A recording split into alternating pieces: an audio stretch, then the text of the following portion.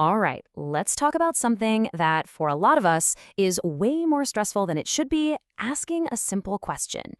We're going to jump right in because by the end of this, we're going to completely flip the script on that anxiety and turn asking questions into one of your biggest strengths. You know that feeling, right? Your heart starts pounding, you're rehearsing the question in your head a dozen times, all just to ask for a little bit of clarity. If that sounds familiar, I want you to know you are definitely not alone. It's a super common feeling, especially for those of us who tend to be a bit more thoughtful and introverted. And this right here, this is the whole game. This is the big idea we're going to focus on. We're going to stop thinking about asking a question as some kind of high-pressure performance where everyone is judging us. Instead, we're going to see it for what it is, just a simple, low-stakes tool you use to get information. That's it. So why does it feel so hard? I mean, what's really going on here? For most of us, it's not that we aren't curious. Of course we are. The hard part is the social energy it takes, and that feeling of risk. We just play it out in our heads, and frankly, we overthink it. And let's get one thing straight right now. There is nothing wrong with you for feeling this way. Your hesitation isn't some kind of flaw. It actually comes from a good place. You're thoughtful. You don't want to waste people's time. And we're going to take that thoughtfulness and turn it into a real strength. Okay, so where do we even start? We start inside. Before we change what we do, we have to change what we think. It's all about that little voice in our head, that inner script. So let's get in there and do a rewrite. This first one is huge. The old script says, ugh, I'm just interrupting them, right? The new script says, actually, I'm helping them. Think about it. A quick question now can save everyone hours, maybe even days of fixing a big mistake down the road. You're not bothering them. You're preventing a future headache. You're actually saving them time. And here's the other big one we tell ourselves. I'm the only one who doesn't get it.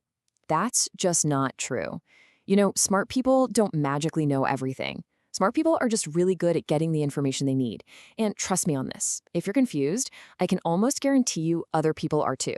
They're just too scared to ask. So when you speak up, you're not just a hero for yourself. You're a hero for them too. Here's a little mental trick that is a total game changer. You have to separate who you are from the answer you get. Think of it like a transaction. You need a piece of data, that's all. The answer you get back, whatever it isn't a grade. It's not a judgment on your intelligence, it's just information. Plain and simple. Okay, mindset is shifting. Now let's get practical. Let's talk about the toolkit. One of the classic introvert strengths is that we are fantastic at preparation.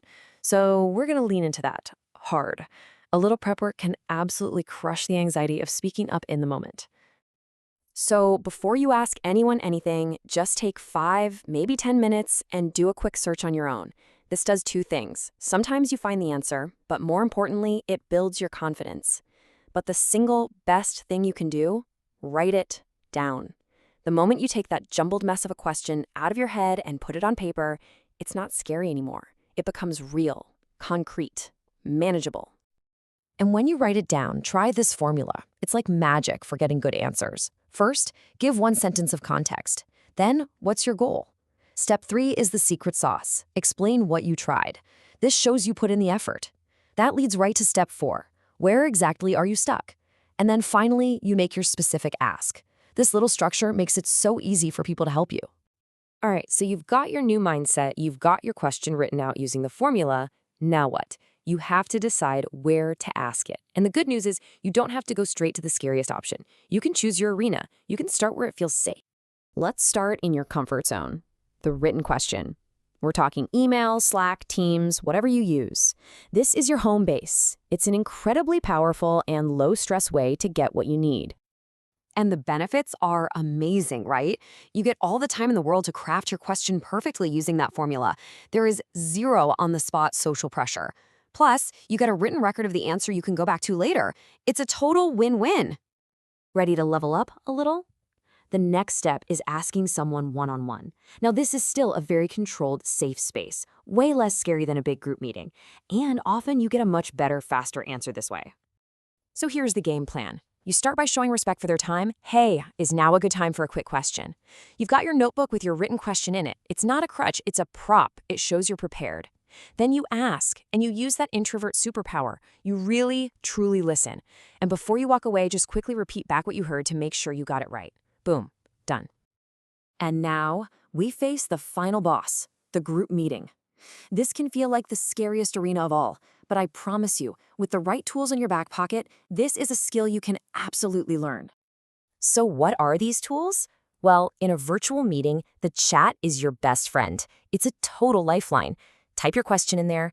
You can also soften your entry with a preface like, hey, just to clarify for my own understanding. It makes it feel less like an interruption. And of course, the pro move is to have your written question ready to go for the official Q&A time. But look, at the end of the day, this isn't about one single heroic question. The real goal here is to build a habit. Because every single time you ask a question and get a good answer, you're building a positive feedback loop in your brain. And that is what creates real, lasting confidence. So how do you practice this stuff? You start small. You start safe. Ask a question to a coworker you already trust. Practice in places where there is literally zero risk. Ask a librarian a question. Ask a barista about the coffee. Think of these as little reps at the gym. You're building your question-asking muscle. If all of this feels like a lot, just forget everything else for a second and focus on this number. 1.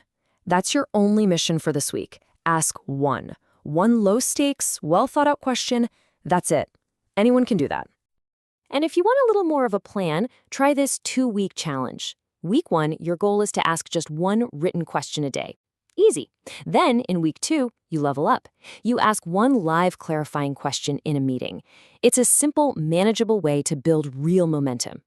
So, I'll just leave you with this final thought.